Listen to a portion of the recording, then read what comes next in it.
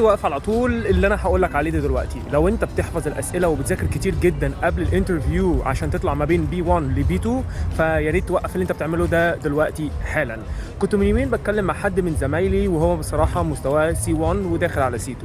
كنت بتكلم معاه وبقول له ان انا مثلا في فتره من الفترات كنت بذاكر فيها ومستواي مش احسن حاجه. قال لي ما هي المشكله كلها انك كنت بتذاكر، لكن الموضوع كله بيتوقف ان انت محتاج انك تفتح ديبيت في كونفرسيشن مختلفه، في توبكس مختلفه مع ناس انت ما تعرفهاش وتطلب منهم ان هم يصححوا لك. الناس دي في موجود منها كتير جدا على ابلكيشن، والابلكيشن ده مهم قوي اللي هو ابلكيشن ديسكورد.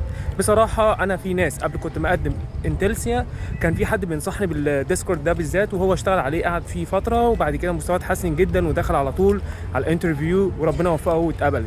فانت برضو اعمل بالنصيحه ونزل ديسكورد وابحث عن السيرفرات اللي موجوده على ديسكورد، وادخل على الجروبات اللي هي بتكون خاصه بالانجلش بس، وادخل على الديبيت. حاول انك تتعلم لغه، مش تتعلم قراءه وكتابه وخلاص.